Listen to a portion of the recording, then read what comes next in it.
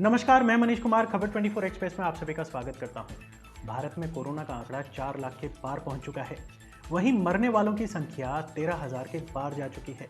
दूसरी ओर चीन हमारी जमीन पर कब्जा कर रहा है, भारतीय सैनिकों पर हमला कर रहा है। निहत्थे भारतीय सैनिकों पर हमला चीन की सेना करती है। हमारे 20 जवान शहीद हो जाते हैं। लेकिन हम सवाल किससे करते हैं?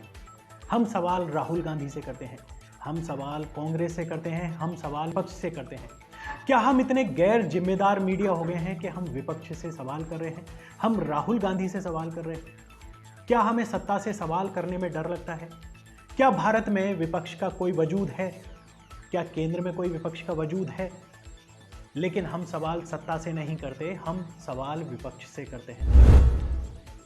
543 में से 542 संसदीय सीटों पर 2019 में चुनाव हुआ। बीजेपी ने अकेले दम पर यानी पीएम मोदी के दम पर 303 सीटें अपने नाम की थी।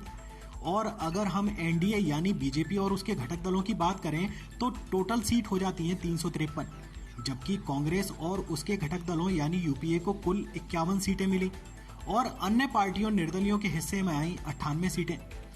विपक्ष बनाने के लिए कम से कम 55 सीट एक ही पार्टी की होनी चाहिए, लेकिन दूसरी सबसे बड़ी पार्टी कांग्रेस के पास महज 52 सांसद हैं। अब ऐसे में लोकसभा में विपक्ष भी नहीं है और ऐसा भी नहीं है कि केंद्र सरकार ने कांग्रेस को कहा हो चलो भाई तुम किसी को विपक्ष का नेता बना लो।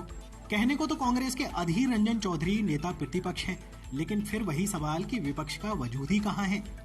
भारत में कोरोना के मामले बेतहाशा बढ़ रहे हैं। कोरोना संक्रमितों की संख्या 4 लाख के पार पहुंच चुकी है। इसमें ठीक होने वालों का आंकड़ा 2,27,000 के करीब है। वहीं हम मौतों की बात करें तो आंकड़ा 13,000 के पार जा चुका है।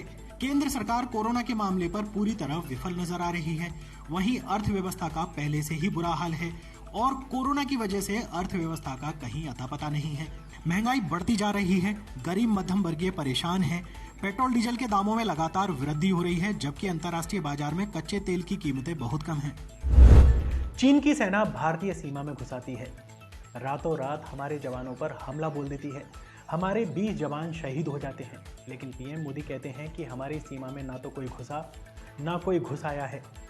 आप खुद ये वीडियो देख लीजिए कि हमारे प्रधानमंत्री क्या कह रहे हैं। लेकिन इसके बाद भी हम सवाल अपने प्रधानमंत्री से नहीं करेंगे, हम सवाल सत्ता से नहीं करेंगे, हम सवाल करेंगे राहुल गांधी से। तो पहले ये वीडियो देखिएगा, उसके बाद आप फैसला करिएगा। न वहां कोई हमारी सीमा में घुस आया है, न ही कोई घुसा हुआ है, न ही हमारी कोई पोस्ट किसी दूसरे के कब्जे में है। हमारी समझ में आज तक नहीं आया कि राहुल गांधी ऐसा क्या बोल जाते हैं जिससे पाकिस्तान को फायदा होता है। आखिर राहुल गांधी ऐसा क्या बोल जाते हैं जिससे आतंकवादियों को फायदा पहुंचता है। राहुल ऐसा क्या कर जाते हैं जिससे चीन को फायदा होता है। देश को राहुल गांधी चला रहे हैं या पीएम मोदी। हम क्यों सत्ता से सवाल नहीं करते, क्यों सरकार से सवाल नहीं करते? क्या सरकार से सवाल पूछना देशद्रोह की कैटेगरी में आता है? सोशल मीडिया पर आए दिन इस तरह की खबरें दिखती हैं। मीडिया को निशाना बनाया जाता है, पत्रकारों पर निशाना साधा जाता है। क्या सरकार से सवाल करना देशद्रोह की कैटेगरी में आता है? क्या हमें सरकार से सवाल नहीं करना चाहिए? कोरोना के मुद्दे पर क्या राहुल गांधी से सवाल करें? पिछले 6 साल से एनडीए की सरकार है, लेकिन खराब अर्थव्यवस्था के लिए क्या राहुल गांधी को जिम्मेदार ठहराएं? चीन शाम होते ही भारतीय सैनिकों पर हमला बोल देता है। 20 से ज्यादा सैनिक मारे जाते हैं, माफ कीजिएगा शहीद हो जाते हैं। हमारे पीएम ने उनको मरना ही कहा था, तो हमारे मुंह पर भी वही शब्द आ गए। आफ्टर ऑल हम अपने पीएम को फॉलो करते हैं। सवाल गंभीर है, लेकिन जवाब कौन देगा? आखिर सवाल पूछे भी तो किससे पूछें? सत्ता से सवाल करने पर लोग माँ बहन की गालियों पर उतर आते हैं, बहन बेटियों को निशाना बनाने लग जाते हैं, जबकि हम सवाल उन्हीं के लिए कर रहे हैं, देश के लिए कर रहे हैं। चलिए, हम सत्ता से सवाल नहीं करते। सत्ता से क्या, हम किसी छुटभइये नेता से सवाल नहीं करेंगे। जो आपको पसंद हो हम सिर्फ वही बात करेंगे। तो इसी के साथ मैं मनीष कुमार, खबर 24 एक्सप्रेस के लिए धन्यवाद।